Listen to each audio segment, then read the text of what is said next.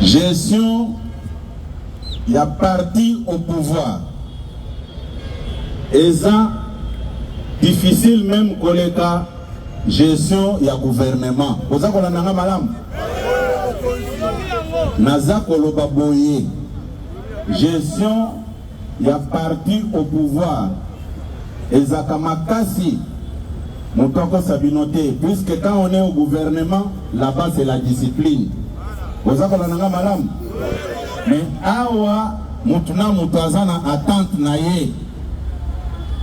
Ezana bao batanga mingi, bao batanga que vous êtes obligé à gérer batunyon soana. Vous savez qu'on a nangai? Mais ceux qui ont un gouvernement, ils n'ont pas s'aligner. Tokani madame. Awa, ceux qui n'a convoqué qui rencontre Oyo. Et ça pour na kolaksa ba mususu, bayeba comment est-ce que un parti politique responsable fonctionne. Vous savez qu'on a nangai? Et ça c'est que au son du téléphone Android, on s'improvise Mbalamoko, au lobio, biso, tozaba membre ya IDPS, biso, tobunda na IDPS, biso, tolia bagaz. Non. Et ça n'a pas étape où il faut qu'on respecte yango. Il faut commencer à adhérer au niveau de la cellule. Vous savez qu'on a nangai? Cellule ezali nini? Cellule eza quartier. Section ezali nini? Section ezali commune oyo ozali kovanda. Cellule eza quartier oyo oza kovanda. Section eza quartier oyo oza commune oyo oza kovanda. Tokani madame? Aderaka na IDPS à travers téléphone T. Il faut qu'on ait na cellule na yo, ka identifier yo, ba yo, et si yo zali, namona ka ba spectacle belé, na ba média, oh non, bisotango to bandaki ko bunda, bisotango to zalaki songolo pakala, tuna kaka mutuana, cellule na yo ezalaki wapi tango yo lobike, ozalaki na IDPS. IDPS vivant. IDPS vivant. Mwembete la maboko makasi.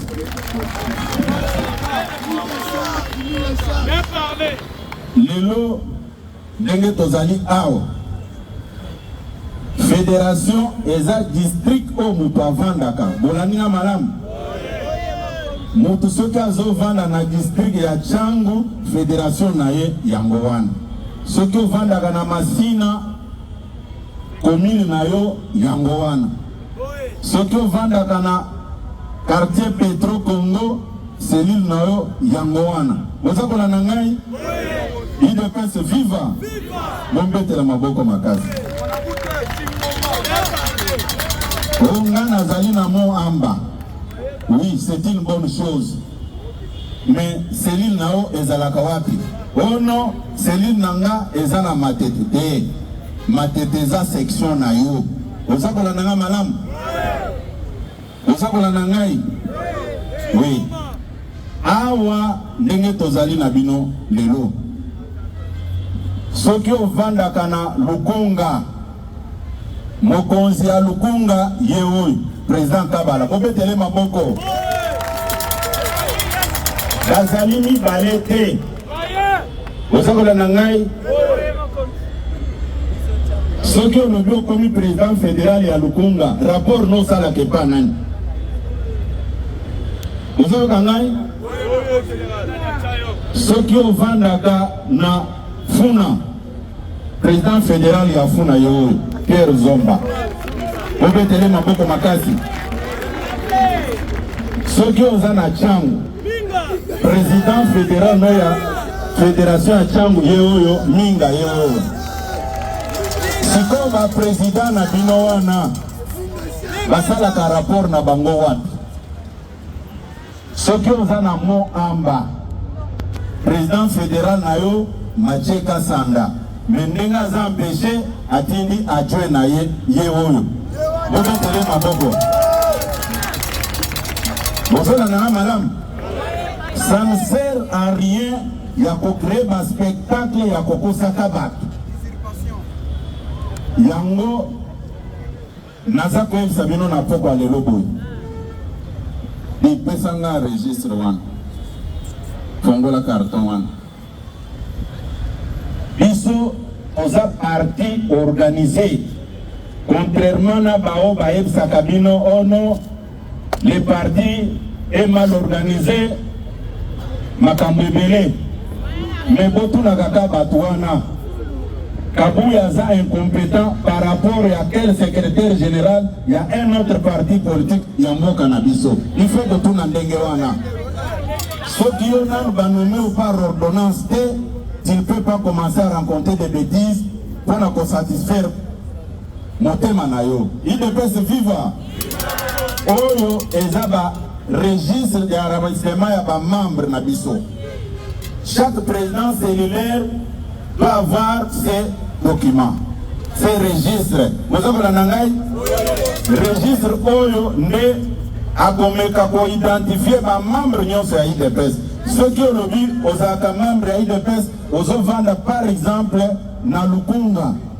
Président fédéral a combien de président cellulaire, c'est-à-dire chef de quartier nayo. Vous savez qu'on a nangai? Voilà, président fédéral titulaire à Outikoya. Yango Nazako présenté Binoye, bien Kazako s'excuser pour le retard, au moni bambouteillage wana. Et quand vous allez pas Kangamaki wana nakati. Obetele maboko makasi. Yende président Nabiso Yamo Amba Awa. Siko soki oyoki bayebisi yo ono Songola za président fédéral tuna ye osalaka rapport na yo ya fédération wapi nde yango na bengisi bino na mokolo ya lelo mpona koyebisa bino boye moto aya kokosa bino te ke no totelemisaki baaktivité nyonso ya parti en attendant ke tokende congrès eza lokuta. Le parti de Félix Tshisekedi doit fonctionner comme toujours. Vous avez un angai, vous avez la tata mon conseiller ma boko makasi. Yango, vous passer parole et pas honorable Antoinette Ipoulou, ministre honoraire, Oya, gouvernement Samalukonde. Vous avez ma boko makasi.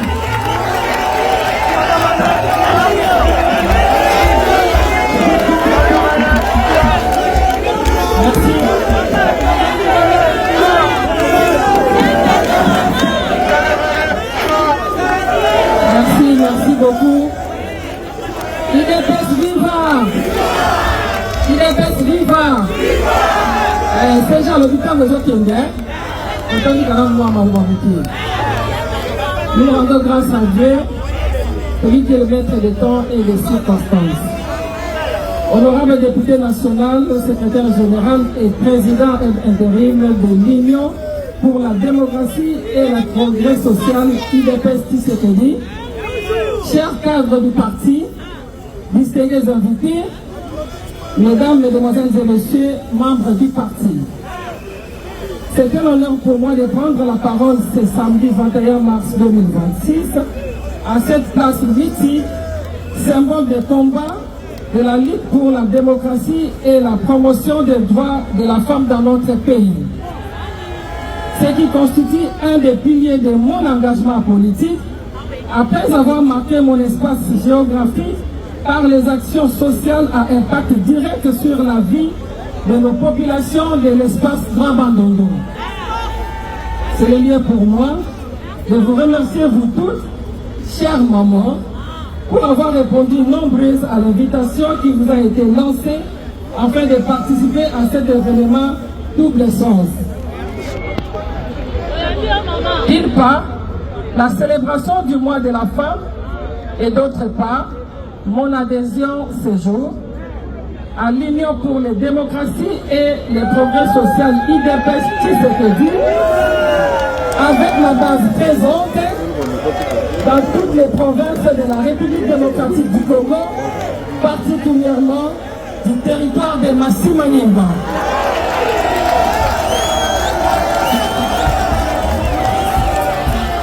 Merci. Tout en remerciant aussi la forte participation des hommes genrés, je que j'adhère avec fierté à l'IDPS Tshisekedi, parti cher au président de la République, son Excellence Félix Antoine Tshisekedi Tshilombo.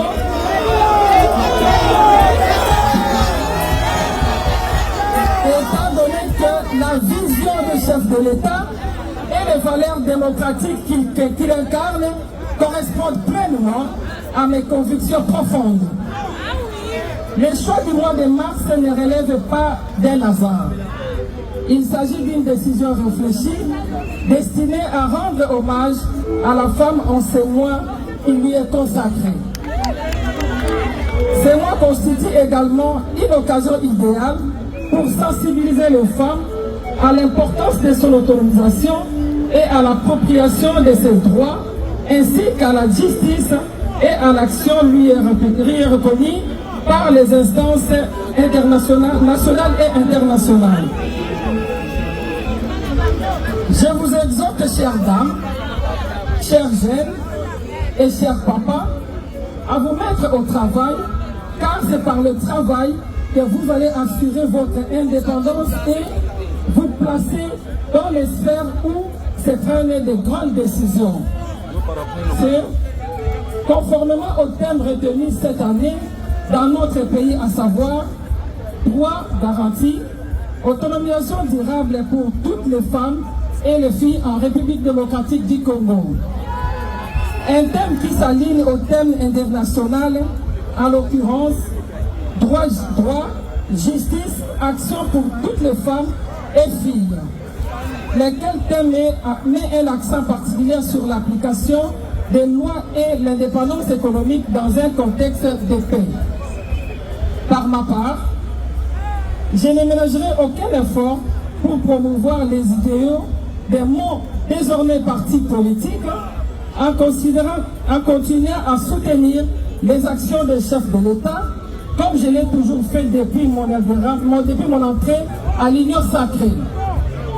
L'on se souvient donc en 2023, lors de la campagne électorale, je n'ai pas hésité un seul instant à mouiller le maillot pour contribuer à la victoire du candidat numéro 20 que vous connaissez, qui est notre président de la République, comme l'attestent les images. Je ne saurais terminer mon propos sans vous remercier vivement, monsieur le secrétaire général et président intérim de l'IDPS Tshisekedi, honorable député national de l'IDPS Tshisekedi, Augustin Kabuya Tshilombo, pour notre implication qui a rendu possible mon adhésion au parti. Trouvez ici l'expression de toute ma gratitude. Bana IDPS Oye! Nous les accueillons. Malemba Tokokende, Mabu National, Tokoloma. Nazala Tango Militaire, Tokozatanga Masolo. Na pesi Nzambe merci. Mokolo ya lelo eza mokolo na biso ya bamama boye te. Deja aza stratège. Andui kaka mois de mars, mois ya bamama oyo par la 12 mois, bapesa biso kaka mois moko. Apikoli bamama mibale ya mengambe boye te. Toye koporte main forte na kati ya IDPS. Topameli Nzambe boye te. Bale betumo lelo awo.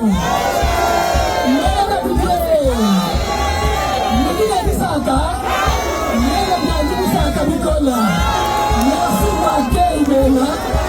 Tu peux être musulman boko. Tu peux avancer. Mpili muku na ya kumpala. Aeza kujimwenda. Yeye kimwenda bengu. Mpili muku bengu. Muti sasa. Je profite de cette occasion pour sensibiliser les mamans. À l'époque, on disait que Otumali ma maman, Otumali, Marolite. Otumali ma maman, Otumali Nani, tu sais que j'arrête la bouche à Liboso, il y a des gens qui ont maman Liboso. Si on a soutenir, ma seconde constitution, un changement de constitution, et Zoya, voilà si malheureux.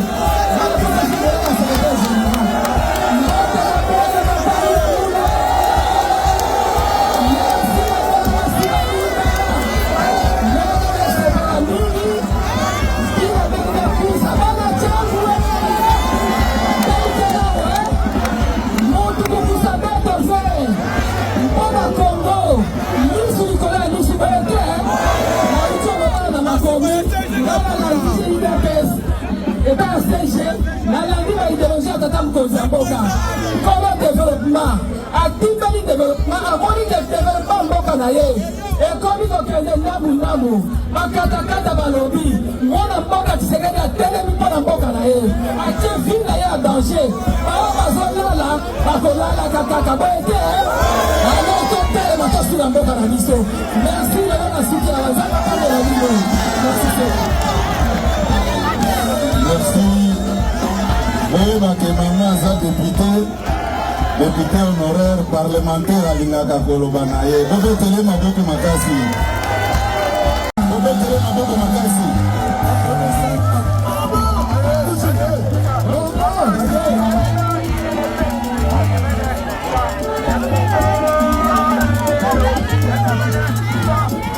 Vous souhaitez bienvenue na Kadia, famille politique na biso, IDPS Tshisekedi. Bana Masimanimba, baye bateke Madame Antoine Kipulu, auti kobotama na ndaku ya Félix Antoine Tshisekedi Chilombo. Akomi mwana Fachi Beton. Koko kolo maboko makasi.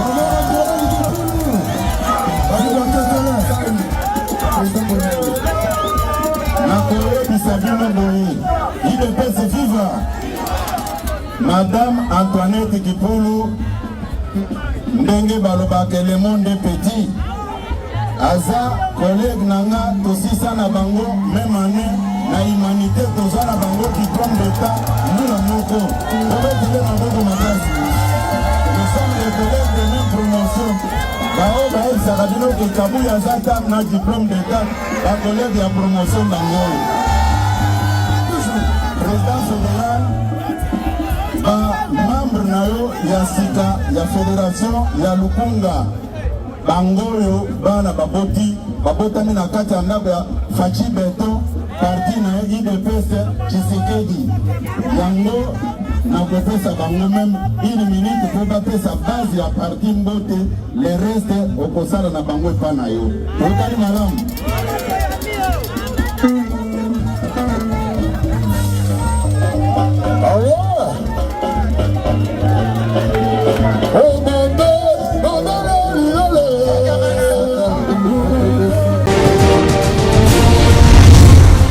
Congo Avenir, Mboka ya Bakongo.